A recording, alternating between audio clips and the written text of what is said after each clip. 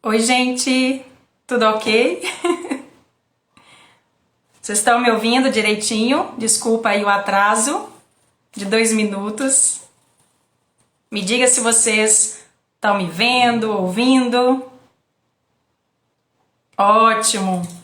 Perdão pelo atraso, mas olha, é a minha primeira live, então dei um aperto aqui, mas deu tudo certo, beleza? Sejam muito bem-vindos a mais uma live do Colégio Dona Clara. O colégio tem promovido várias lives sobre profissões e hoje não vai ser diferente. Ou talvez um pouco diferente, porque tem livro, tem leitura, tem reflexão. Isso que é bacana, né?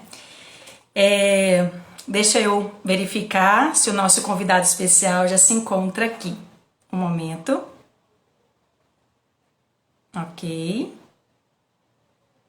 Já enviei uma solicitação para ele. Ok, enquanto ajeitando aqui. Tudo bem, Ela? Boa noite, Léo. Boa noite. Acho que. Fala aí, Léo, para ver se eu estou te ouvindo direito. Não.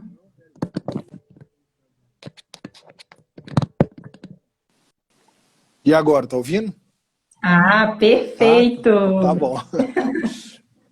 Eu tenho pouco tempo que eu entrei, porque eu custei aqui entrar, falei com eles que hoje é a minha primeira live, e olha que responsa de entrevistar Que você. isso?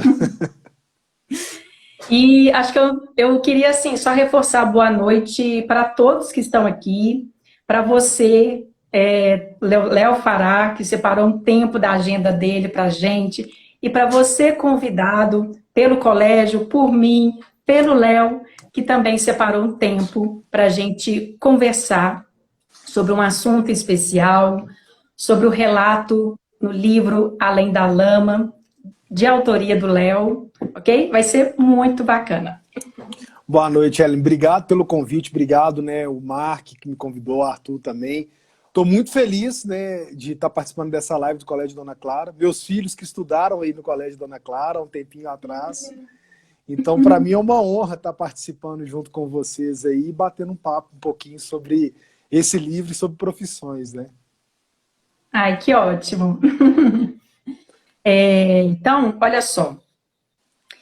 Se eu olhar aqui para baixo, não estranhe, porque eu tenho o meu roteiro, que é uma forma de eu me organizar, tá bom? Sem problema.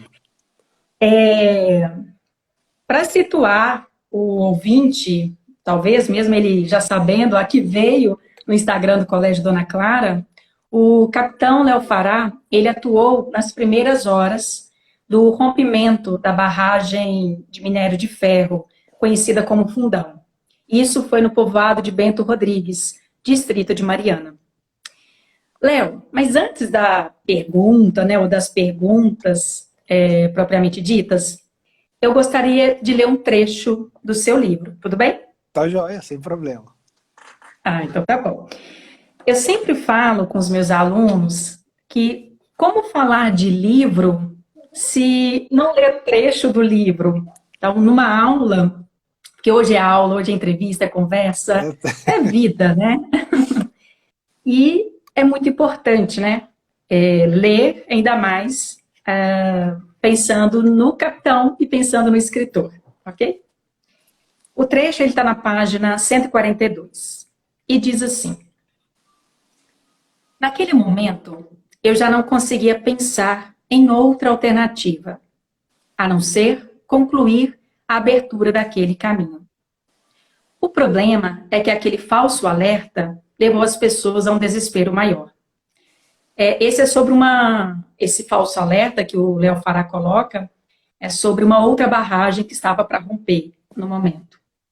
Várias dessas pessoas fugiram mato adentro e nós as perdemos de vista.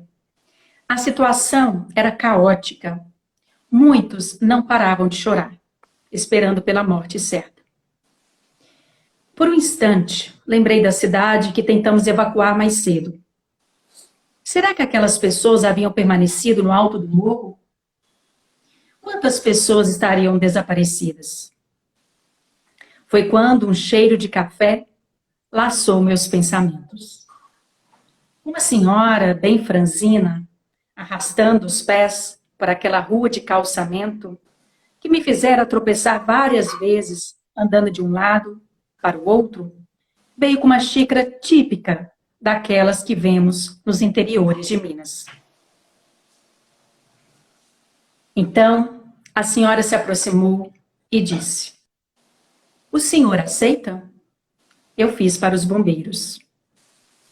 Mas a pergunta daquela senhora não me pareceu somente um convite para um café. Era também a sua oferta de uma bênção para mim, que com certeza a senhora já demonstrava um cansaço mental e uma preocupação acumulada em poucas horas. Talvez muito maiores do que ela mesma tivera em toda uma vida naquela cidade, naquele povoado.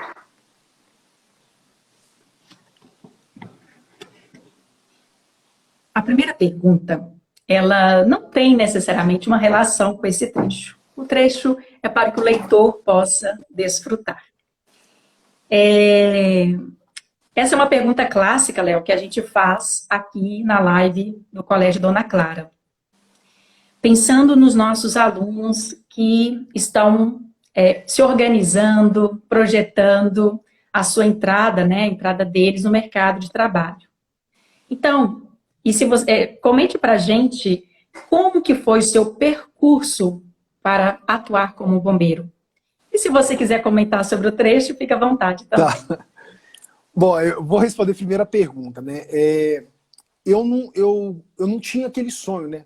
Acho que muitas pessoas que estão vendo a gente, né, quando eram pequenas, né, pensam assim, meu sonho era ser bombeiro. É algo meio que onírico, né? A gente pensa de querer ser bombeiro, é aquele herói, o herói mais próximo que muitas vezes a gente está da realidade, né? Distante dos super-heróis. Mas eu nunca sonhei em ser bombeiro, né? Meu sonho era ser médico. E até o 3º ano, fiz pré-vestibular, sempre focado para medicina. E por um acaso, caí no Corpo de Bombeiros. Quando eu quis, porque não é algo muito comum, né, da gente estudar o 3º ano, completar o ensino médio e fazer concurso. A gente sempre fica focado, vou fazer o ensino médio, vou concluir, fazer uma faculdade e depois eu vou conseguir a minha profissão. E aí eu vi uma oportunidade porque eu tinha aquele propósito de ajudar as pessoas, né? Acho que todo mundo, quando ele procura uma profissão, o mais legal é procurar uma profissão que vá de encontro ao seu propósito. Do que você quer? Tem muitas pessoas que amam ensinar. Hoje, né, eu sou instrutor, sou professor também, que é algo que me deixa muito satisfeito. E aí, atrelado à medicina, a essa questão de salvar vidas, eu entrei no bombeiro. Não tinha aquele sonho, eu queria ganhar meu dinheiro, queria ter um concurso, ter uma estabilidade. Quando eu entrei no bombeiro, eu fiquei apaixonado com a profissão. E aí eu quis seguir carreira, quis fazer o curso de oficiais. Eu entrei como soldado e depois eu quis fazer o curso de oficiais. E depois de ter feito, né, o curso de oficiais do bombeiro, né, para quem está aí no ensino médio, ele tem uma conclusão como um curso superior. A gente sai graduado em ciências militares com ênfase em gestão de catástrofes. Então eu fiz a minha graduação no curso de bombeiro. E depois de ter feito a graduação lá, é que eu fui fazer pós-graduação, fiz meu mestrado, iniciei o doutorado, mas tive que parar. Então foi um pouquinho diferente. Mas foi algo que, assim, que me apaixonou muito, né? Eu fiquei apaixonado com a profissão. De inúmeras possibilidades, de ter essa sensação de querer ajudar as pessoas, de você estar na rua, principalmente com uma profissão em que a gente não tem rotina, né? Cada dia é um chamado diferente. E aí a gente sabe, né, o tanto que isso é legal. Tem pessoas que querem ter rotina, né? De cada um. Quer saber como é que é a agenda. E o mais legal do bombeiro é que a gente não sabe o que vai acontecer, né? Tem dia que é incêndio, tem dia que é mergulho, tem dia que é salvamento em altura. Então isso me fascinava muito, né? Eu sou um pouco agitado. Então eu gostava disso, gostava de sentir essa adrenalina, de você ouvir a sirene tocar, de acordar de noite e ter 60 segundos para sair. Então isso tudo foi me conquistando e eu decidi, cara, eu acho que eu nasci para ser bombeiro. Eu quero isso na minha vida. Então foi algo um pouco diferente. Eu caí de paraquedas, mas eu acabei me apaixonando pela profissão, que é uma profissão assim, que é muito legal, né? É algo que envolve muita técnica, envolve muito estudo. O meu mestrado é nessa área, eu fiz mestrado em Engenharia Geotécnica de Desastres Naturais. Então, eu fiz um estudo de mestrado que é voltado para a área de desastres naturais, de barragens, exatamente para ser técnico na área. Porque, né, principalmente na nossa profissão, né, o bombeiro, quando a gente treina, a gente vê os bombeiros fazendo flexão, vê os bombeiros correndo, vê os bombeiros nadando, isso não é para a gente, né? Por mais que a gente tenha esse condicionamento físico, na verdade, são para as outras pessoas que um dia, né, podem precisar da gente. Então, todo esse treinamento que a gente faz, na verdade, é voltado para o outro, é para ajudar o outro. E isso aí foi o que me fascinou nessa profissão. E sobre o trecho, né, que você falou, eu não bebia café antes de entrar no bombeiro. Nada, não bebia nada de café. E aí, uma coisa muito legal, foi até um ensinamento, né, que eu tive, que quando a gente entra, né, como todo estagiário, né, quando eu formei, eu fui trabalhar num pelotão, que é um dia de serviço, né? Todo dia de serviço existe um turno de 24 horas que você trabalha e você fica ali 24 horas, entra 15 para as 8 da manhã e a gente fala que não tem hora para sair, mas geralmente é 8 horas. E aí a nossa alvorada, né, que quando a gente acorda, que todo mundo do quartel tem que acordar, é 6h30. Só que como eu era o mais novo daquele lugar, eu que tinha que fazer o café. Eu era o responsável por acordar mais cedo e fazer o café para aqueles 40 bombeiros e bombeiras que estavam lá. E aí eu acordava mais cedo e fazia um café. E aí veio um cabo que trabalhava comigo, né? Sempre é o cabo, ele acordava de manhã e tomava aquele gole de café, cuspia e falava, estava horrível. Jogava a garrafa de café inteira fora. Quase 5 litros de café que ele jogava fora. E aí isso aí foi assim... Todos os dias eu fazia o café e ele jogava a garrafa fora. Até que um dia ele virou e falou assim comigo, meu nome lá é Fará, né? Ele falou, seu Fará, você não bebe café, né? Aí eu virei e falei assim, não bebo. Ele falou assim, pois é, você nunca vai fazer alguma coisa bem feita se você não ama essa coisa. E aí, assim, ele falou pro café, mas isso serviu assim pra minha vida como um todo. E aí, a partir desse dia, eu comecei a tomar café. Comecei a tomar café e tomar gosto pelo café, porque como é que eu podia fazer um café bom se eu não gostava de café, se eu não fazia aquilo realmente para ser uma coisa gostosa? E aí eu fiquei viciado em café, né? E aí antes eu tomava café com açúcar e hoje assim, tomo só café sem açúcar, sou a vida inteira tomando café. Eu tomo acho que quase mais de 1 litro de café por dia. Ai, que legal, viu? E pensando nessas suas colocações, a próxima pergunta, ela tem relação com a organização do seu livro.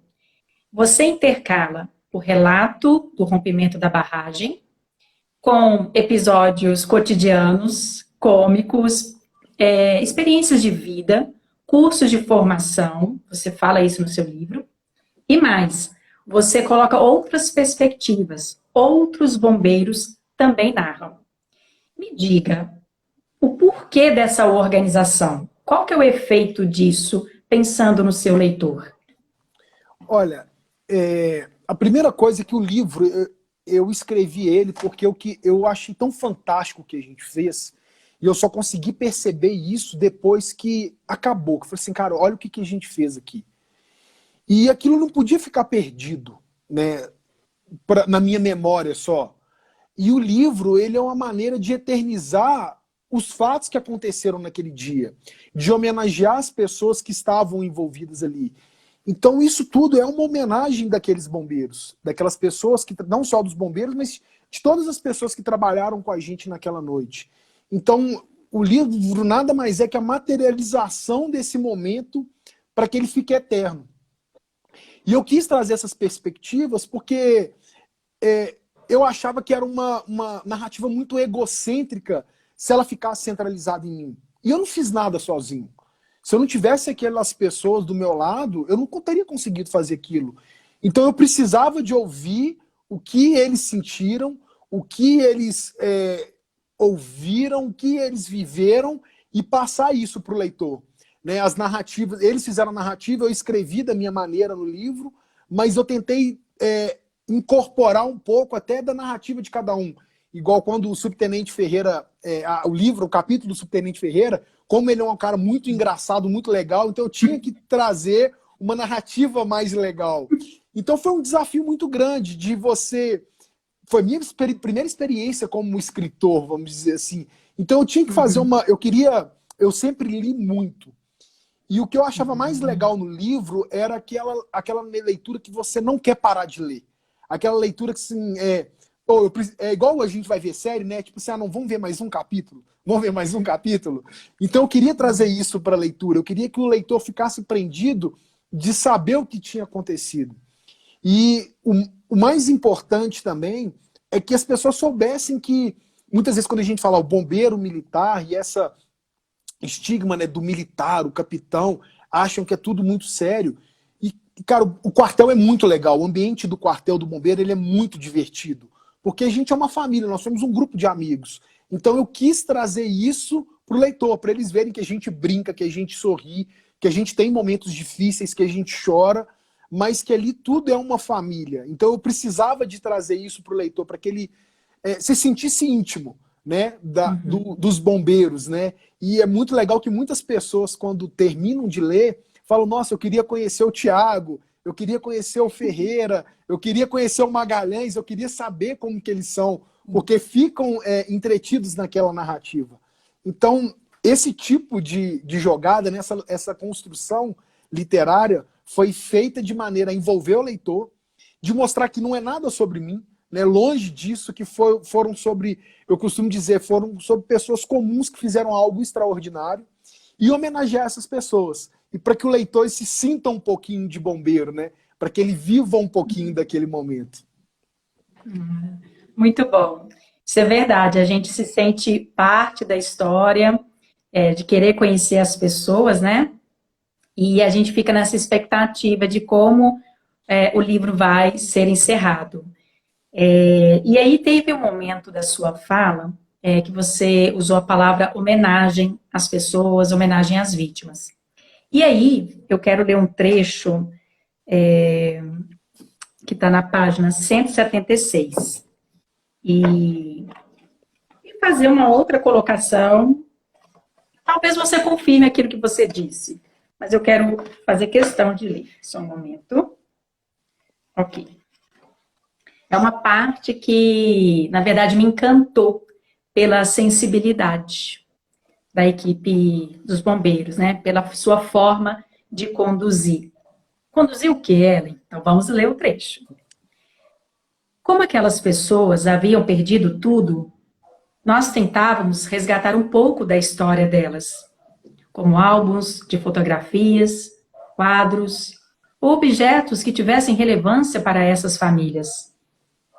Imagine em um segundo você perder toda a sua história, todos os seus registros. Tudo que você passa a ter é aquilo que está guardado na memória, nas lembranças. Então, qualquer coisa de importância que recuperássemos poderia ajudar aquelas pessoas a terem uma parte de sua história de volta.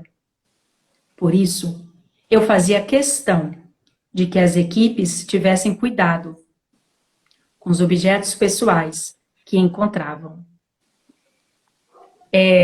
Só antes de comentar, alguém fez uma pergunta nos comentários ali, né, no chat. Vai ter o sorteio dos livros, vai ser depois da live, tá bom? Então, fiquem aí aguardando um momento especial também. Esse parágrafo que eu li, talvez a gente pudesse sintetizá-lo em algumas palavras-chave. Restos, objetos, memória, traumas. E aí eu fiquei pensando se o seu livro não seria uma forma de resistência ao esquecimento dessas vítimas.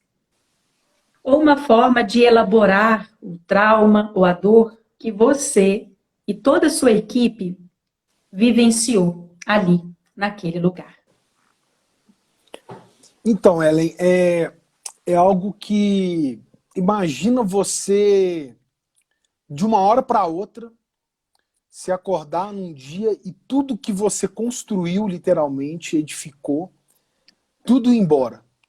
seu álbum de fotografia, né? E no interior ainda tem muito, a gente vive num mundo digitalizado, mas no interior a gente tem essa questão dos álbuns de fotografia e essas fotos antigas, elas não estão digitalizadas, elas estão em meio físico. Objetos, cidades são muito religiosas, que tem, lá tinha uma igreja, e essa igreja, as pessoas guardavam os santinhos da igreja em casa, e no dia da missa, elas levavam os santos para a igreja. A história da pessoa em geral. Então, muitos deles perderam essa história, perderam essa essência. E por mais que a gente estivesse procurando pessoas que estavam desaparecidas, fizemos salvamentos no momento do desastre, por mais que a gente estivesse, naquele momento, procurando pessoas, a gente estava resgatando sonhos, a gente estava resgatando histórias, e a gente estava resgatando a dignidade dessas pessoas, que ficaram literalmente soterradas na lama. Então, a gente tinha a obrigação, não só como profissão, mas a gente tinha a obrigação moral, a obrigação legal e a obrigação ética de resgatar o que aquelas pessoas queriam, de resgatar um pouquinho dessa história. Então, esses objetos que muitas vezes podem não significar nada para a gente, para aquelas pessoas têm uma carga histórica muito importante. E quem somos nós, sejam os bombeiros, sejam as pessoas que estão comandando a operação, para julgar a importância que determinado objeto, ou um santo, ou um álbum de casamento, ou um álbum de formatura, tem para aquela pessoa. A gente não tem o direito de fazer isso. Então as pessoas muitas vezes procuravam a gente e achavam que a gente não ia dar importância para isso, ou ficavam sem graça. De falar, capitão, aconteceu isso muito em Brumadinho, capitão, tem uma santa, tem um livro, tem um objeto. Será que o senhor poderia levar uma equipe do senhor para tirar isso lá? E é lógico que a gente poderia.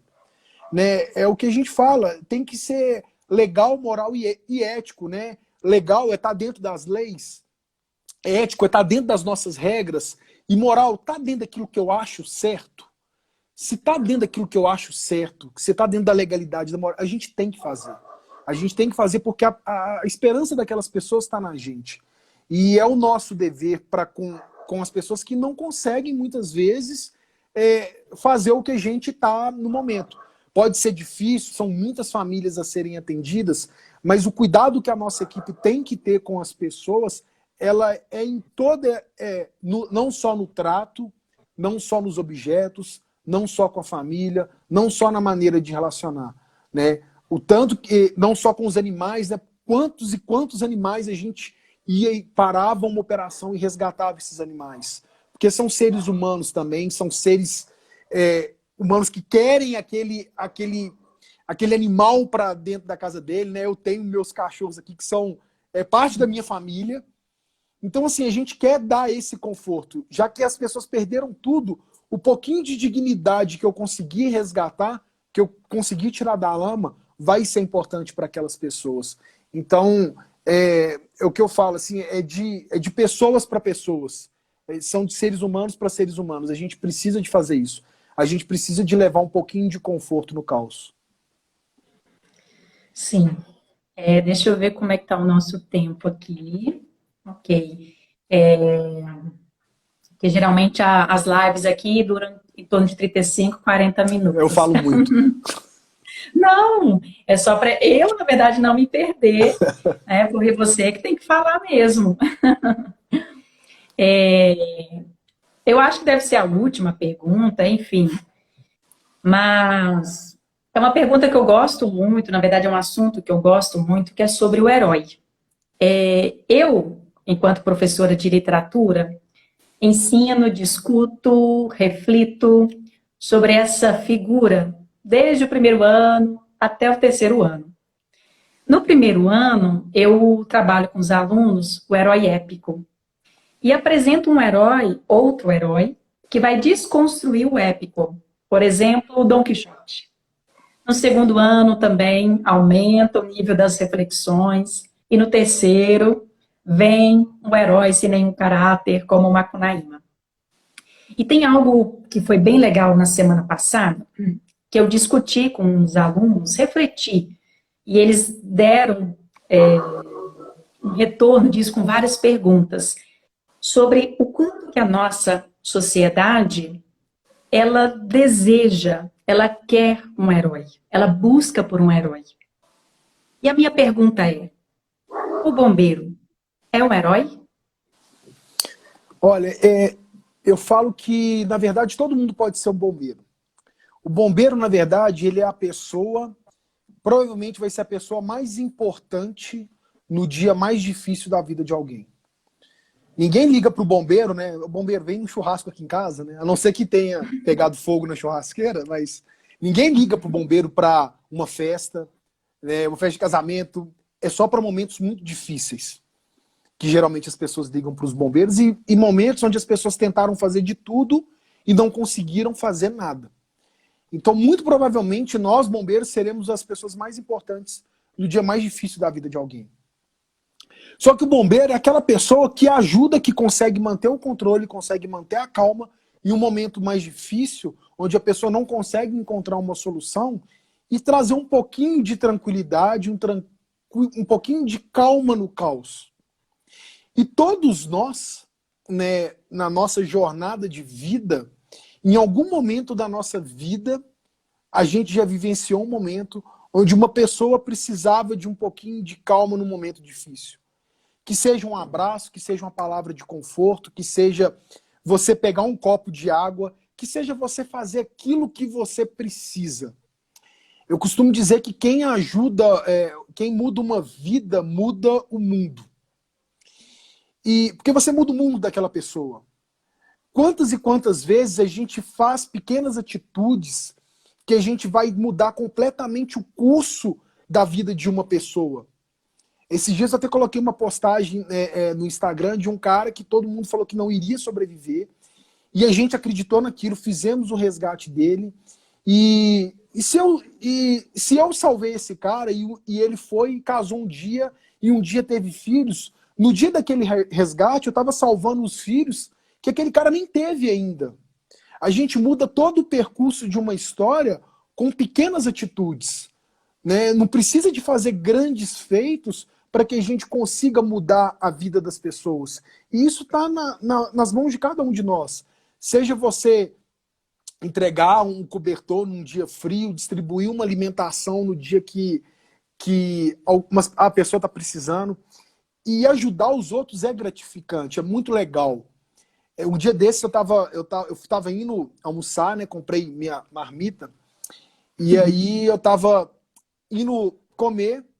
E aí uma pessoa me parou na rua e falou assim, cara, eu não almocei hoje. Você podia comprar uma marmita pra mim, comprar uma comida pra mim? Aí eu fui, entreguei a marmita pra ele, falei, toma, entreguei a marmita pra ele. Voltei no restaurante e comprei outra. Quando eu comprei outra, tinha um taxista que tinha presenciado tudo aquilo ali. Aí ele olhou pra mim e falou assim, ô, legal que você fez, viu? Fiquei feliz. Ele não participou daquilo. Ele não comprou a marmita, ele só viu uma atitude legal de uma pessoa com outra, que ele não conhecia. E eu tenho certeza absoluta que na próxima oportunidade que aquele taxista tiver, ele vai fazer uma coisa legal com outra pessoa. Então, ajudar as pessoas, no mínimo que seja, a gente muda o curso de uma vida toda. A gente muda todo o mundo que está em volta daquela pessoa.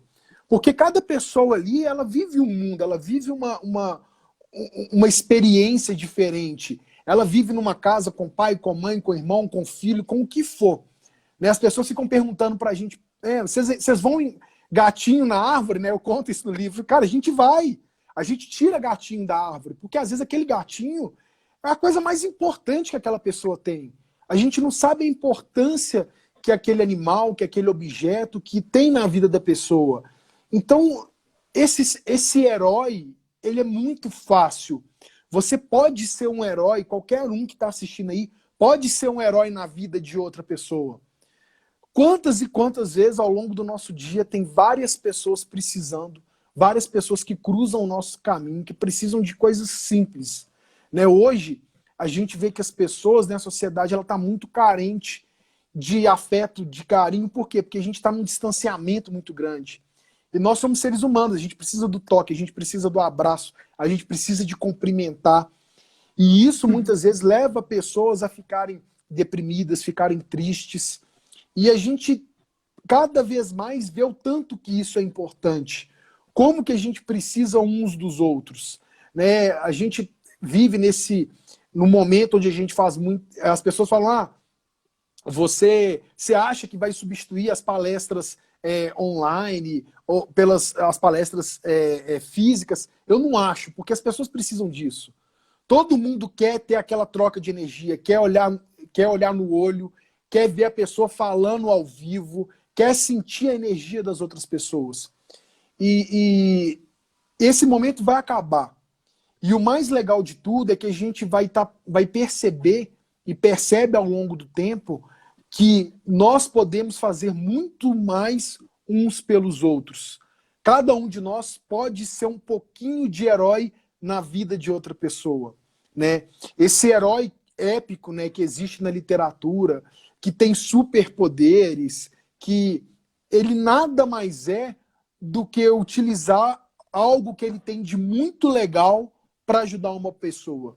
E todo mundo tem algo de muito legal dentro dele. Seja um sorriso, seja fazer um café no momento de dificuldade que os bombeiros estão precisando.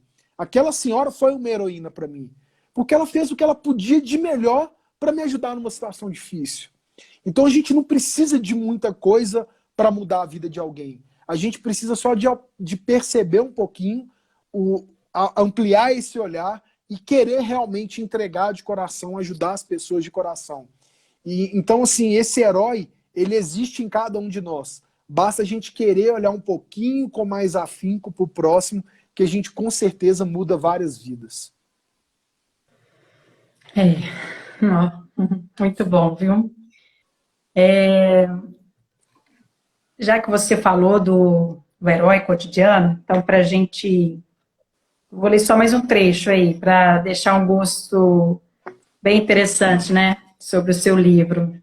Novamente, mostrando a capa, Além da Lama. A tragédia ocorrida no dia 5 de novembro de 2015, em Mariana, foi considerado o desastre de maior impacto ambiental no Brasil e o maior do mundo, envolvendo barragem de rejeitos.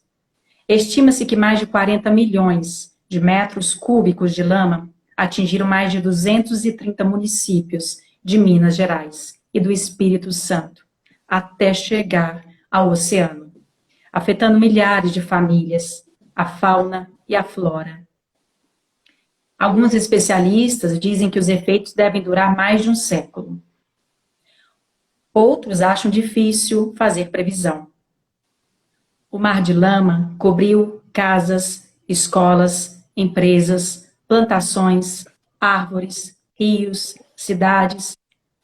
Apesar de todos os esforços de nós, bombeiros, dos moradores, da Paula, dos professores, do seu Zezinho e dos demais envolvidos nas operações de resgate, a tragédia deixou muitos mortos. E aí a última palavra é sua, para falar sobre esse trecho, ou alguma outra coisa que você gostaria de falar.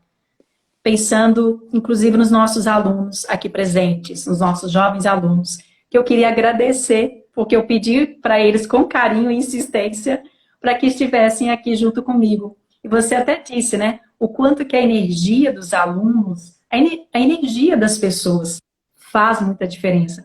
Mesmo pela internet, é impressionante como que o fato de as pessoas mostrarem carinho com a gente, ou dando força, as coisas talvez tornem pouco menos pesada. A palavra é sua, Léo Fará.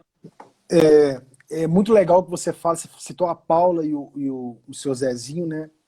Eles eram pessoas comuns que fizeram coisas extraordinárias. A Paula, o que ela podia fazer, ela pegou a moto dela e mesmo a lama vindo, ela saiu avisando de casa em casa que a lama estava chegando, mesmo com risco de morrer.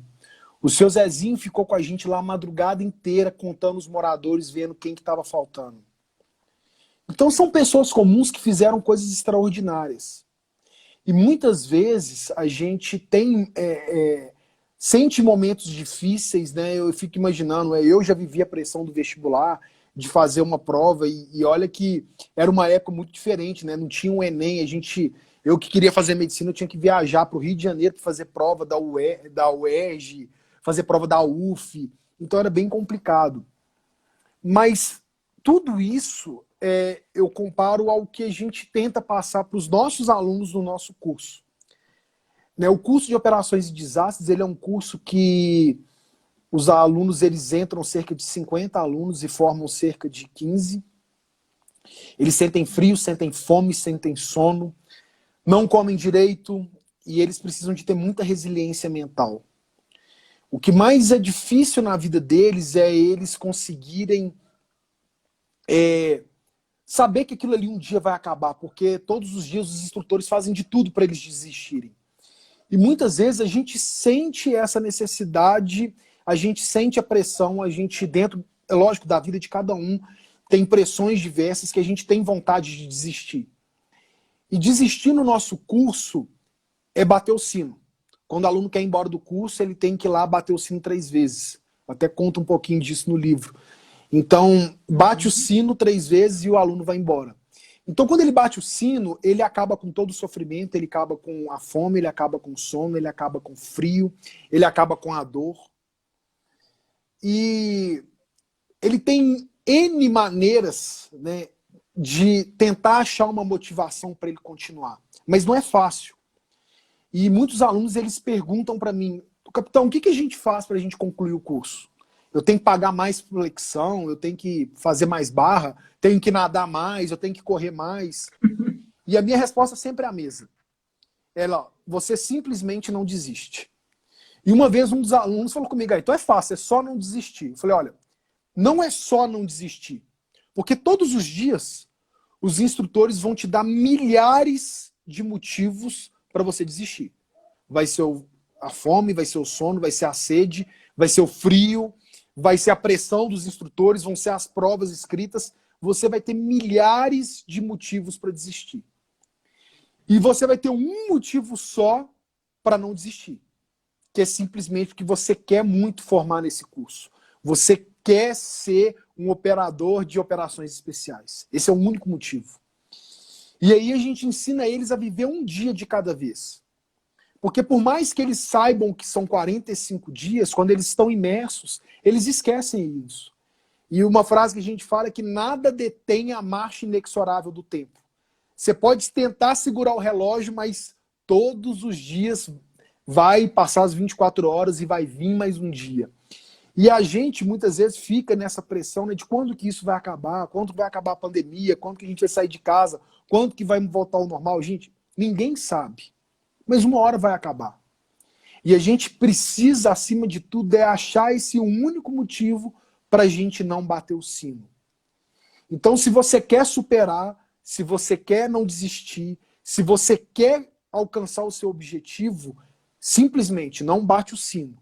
Foca no que você quer, foca nos seus objetivos. Você vai ter 1 milhão de motivos para não desistir, mas agarra naquele que você sabe que vale a pena e vive um dia de cada vez. Nada detém a marcha inexorável do tempo. Todo dia, né? A gente tem que ser igual o sol, né? Eu falo com os meus alunos lá que eles têm que ser resilientes igual o sol.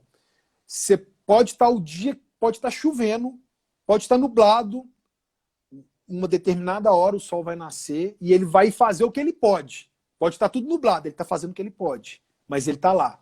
No dia seguinte ele vai voltar, ele vai nascer de novo. E um determinado dia o céu vai estar claro e ele vai iluminar o que ele precisa. Mas a gente precisa de ser persistente igual ele, todos os dias. Né? A gente consegue as coisas na persistência, na constância, não é na intensidade. É todos os dias você fazer o que você acha que é certo. E aí, com certeza, a gente atinge nossos objetivos. Muito bom, Léo, muito bom. Olha, como eu anunciei também no meu Instagram que eu tinha um roteiro, mas o nosso tempo, ele realmente está curto, já encerrou. E eu queria, assim, reforçar os meus agradecimentos a você, a toda a equipe dos bombeiros, principalmente, né, que atuaram em Mariana, em Brumadinho, porque este é o assunto da live de hoje. Nosso muito obrigada mesmo. É tenso o assunto, é um assunto emocionante, um assunto que toca a gente, e é isso. Acho que o que fica para nós do Colégio Dona Clara é a nossa gratidão pelo seu momento aqui e pelo trabalho de vocês, bombeiros, para a sociedade. É isso. Eu que agradeço. É tão Obrigado difícil pelo ter que convite. encerrar, Léo. Que isso. Eu que agradeço o convite, fico muito feliz de estar participando aqui. Eu sei que é um momento muito difícil para todo mundo, mas é só a gente focar nisso. É não tocar o sino, que com certeza, uma hora tudo passa e a gente vai olhar e vai sair muito mais forte. Obrigado mais uma vez pelo convite, né? Um beijo no coração de todo mundo e eu espero que todo mundo fique bem. Obrigada. Um beijo e um abraço aí para todos. Tchau, Até tchau. mais, pessoal. Tchau, tchau. Pessoal, antes de eu encerrar a live, o sorteio ele vai acontecer, esqueci de reforçar isso, né? No máximo 2 minutos, o colégio vai entrar ao vivo para fazer o sorteio dos livros, porque são não sei quantos livros que vai ser sorteado, mas, novamente, Além da Lama, dá para ver aí, não percam essa oportunidade, tá bom? Então, reforçando, eu vou encerrar a live e entre 2 minutos vocês entram novamente para participar do sorteio. Um beijo. Tchauzinho, Tchau, pessoal. tchau. Beijo, até mais. Tchau, tchau.